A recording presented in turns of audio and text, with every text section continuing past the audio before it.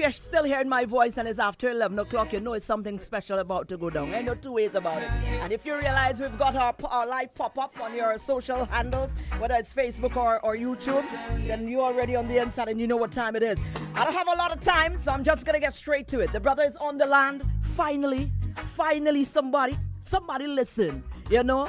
That's a rare thing, but I'm glad they did. And I'm sure a lot of you are very glad. Those of you who are going to be going on out to Jazz of Verge, because you know what time it is. Jah Messenger is in the building, man. Jah Messenger is in the building. Greetings, Empress Marie. Enough respect. How are you doing? You look amazing, by the way. Thank you. You gotta give me the No, you got it. I was just admiring your energy. Your energy is up there, man. Let me tell you, you can't have no other energy when the messenger is passing through. You've got to give thanks. And that's what your music, that's what your energy, that's what your vibe does. You understand?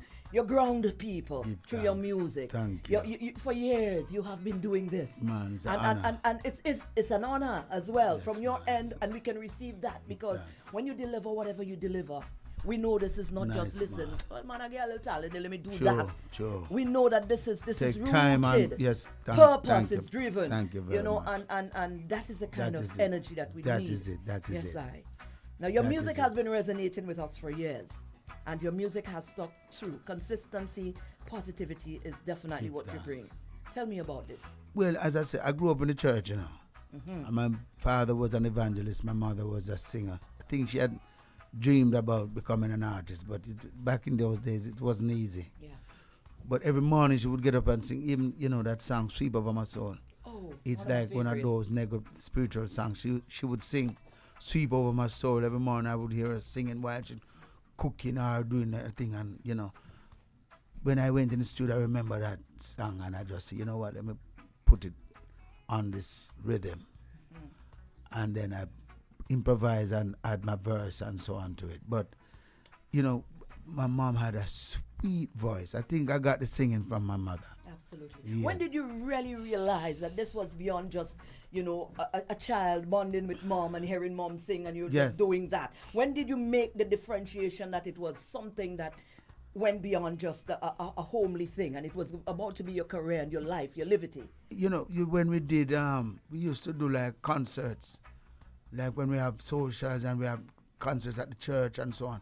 I remember we had this penny concert, and then my sister and I, we went up and did this song, Dream, Dream, Dream.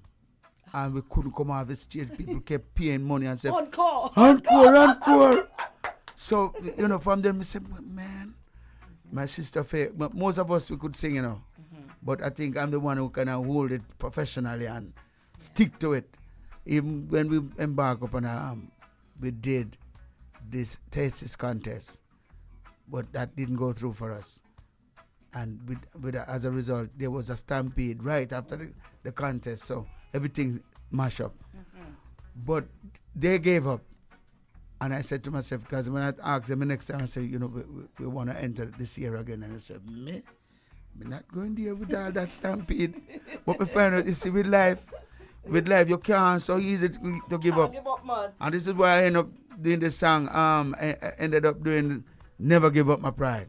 Yes. I never give up, because you see in life you have to just hold on to what you believe in. And then I think my mom and my brother, I have another brother who's a mechanical engineer. He is a good singer too, but he didn't pay much attention to his music career. They wanted me to do electrical engineering. So I passed 3 subjects when I graduated from Manchester High School with 3 subjects. And somehow, even though I was studying, I was kind of getting some more subjects because I needed chemistry and technical drawing to qualify to go into college. So I was there trying to swat at least 3 subjects in one. And for some reason, when we reached a stage where I feel like my brain out will explode, I just took up the guitar. Speaking of the guitar, my father was a carpenter.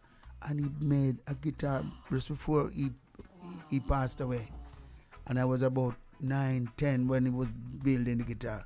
So just after he passed away, I just graduated. I just passed my common entrance. I was ready to go to high school. So it was a guitar that I kept, reminding myself of my father. And I practiced. And for some reason, I just told myself, I felt in my mind that it was my destiny to be able to play this guitar properly and write my songs. And so it's from my early years of my life that I realized that I have this talent. Absolutely. And I've been nurturing it. Absolutely. That is it again, because you can have so much talent, but if you don't nurture it and create this thing where you make yourself better, practice, you know. And then there's a passion that I have. I remember I was there picking breadfruit one day in the tree, and I was singing some nice song. I was there singing, and I felt like someone was looking up at me. I had a neighbor, nice teacher lady, big lady, you know.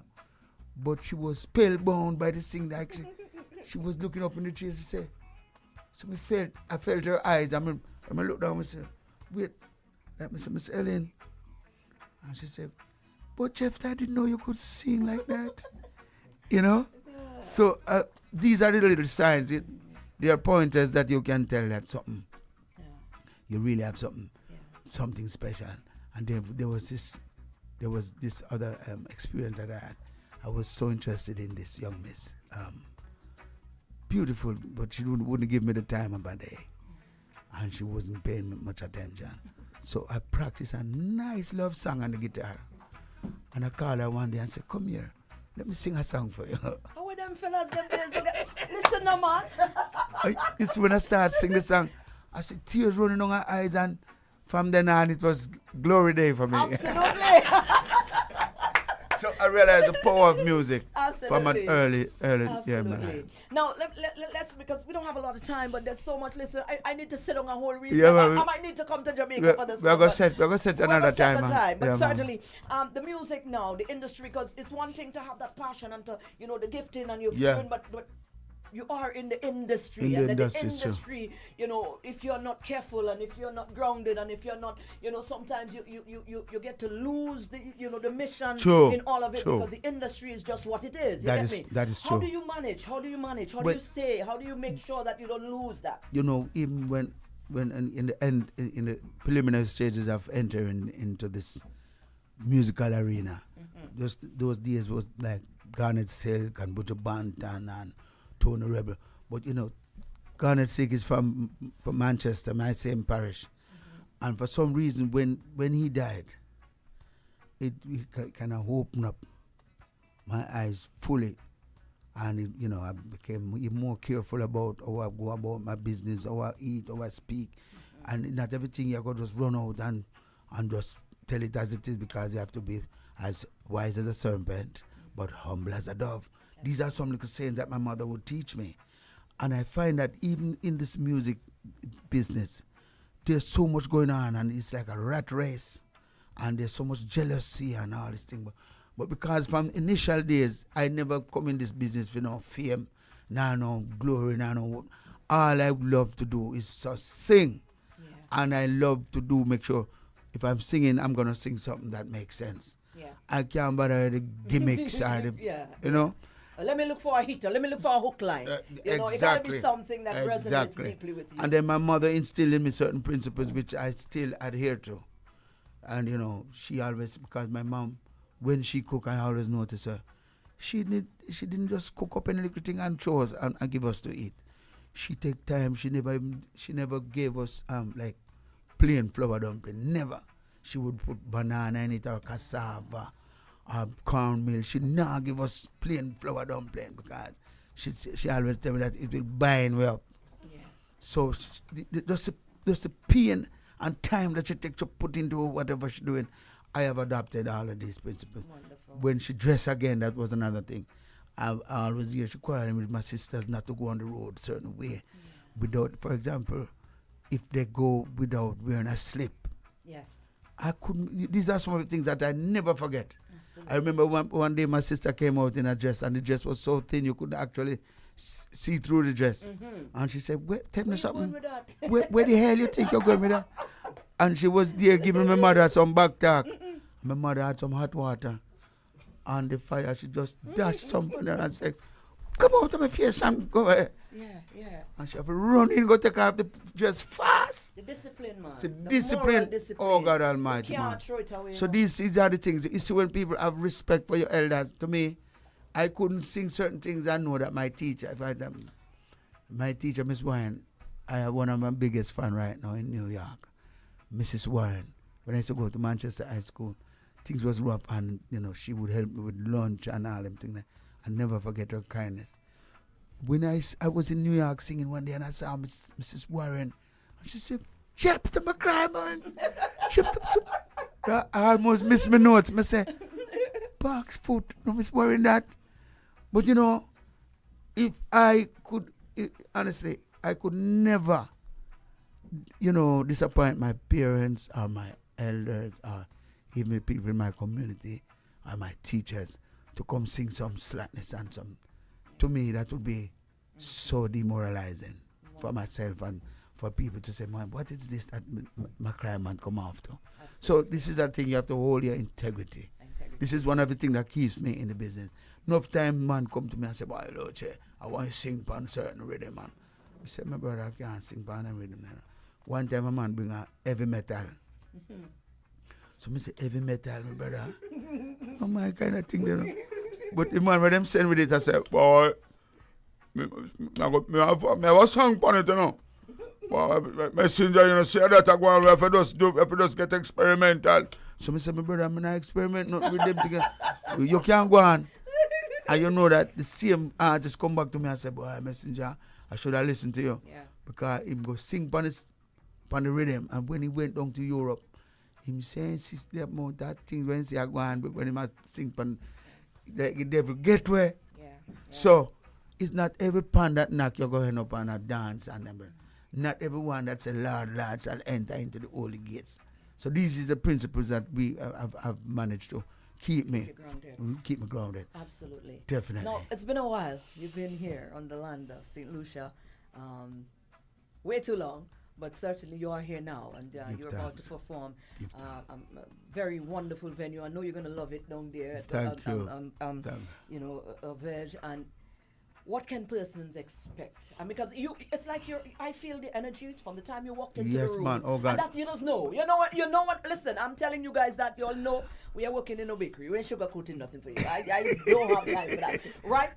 You know when an artist, I've been in this thing for a bit. Give thanks. You know when an artist, from the time an artist step into your interview, you already know whether this show is going to be a heartfelt, genuine deliverance, or you see that, Papa, I might not go to that thing, you get me? And from the time you entered the space, I just see you felt that energy, man. I'm here for my people. Definitely. I'm here to deliver this message. Definitely. That's the energy that I got. We have to remind the people that the music is still alive and the culture can't dead.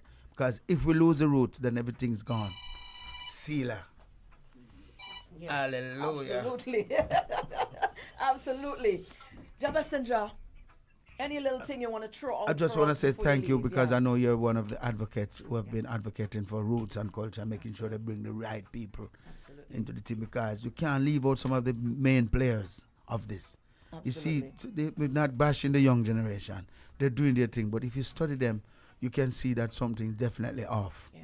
The way they wear their clothes, their pants jumping off. The lyrics they're singing is so off. Yeah. The beats they're singing on, so off. Everything is off. So we have to try and get them back on track.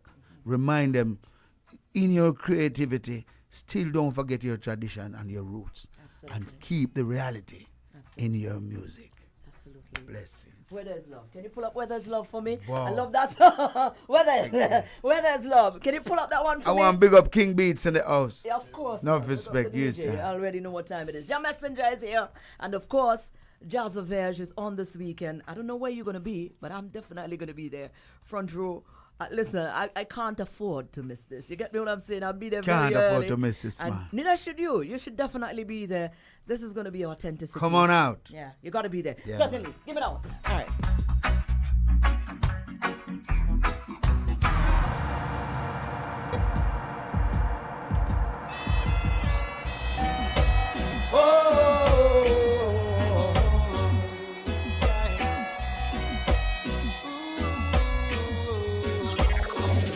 I've robbed some time from Hyper D, but that's all right. He doesn't mind at all. And big up to Shatta D on this one, man. Big up you, Shatta. Thank you so much. Oh, no.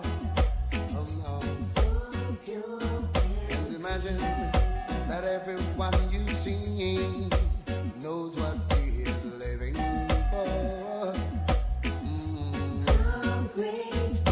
What a wonderful world it would be, a world of love and peace. Where no evil can abide, only righteousness increase.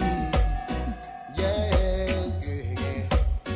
And we can do it if we only believe. Sing along, lifetime music, the music that has no shelf life, you get me? And it's always relevant. And it's some of the songs that this brother did from the time his inception, his entry into this music, into this business, we can now relate to them. They are so relevant even now, even more so now. So you say, when I tell you foresight, these are people that, you know, I believe God gave them that mission to be able to guard and guide us.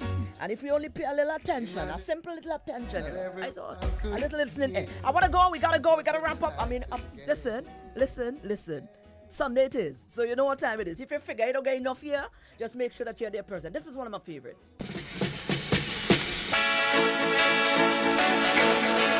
Gotta be a better way.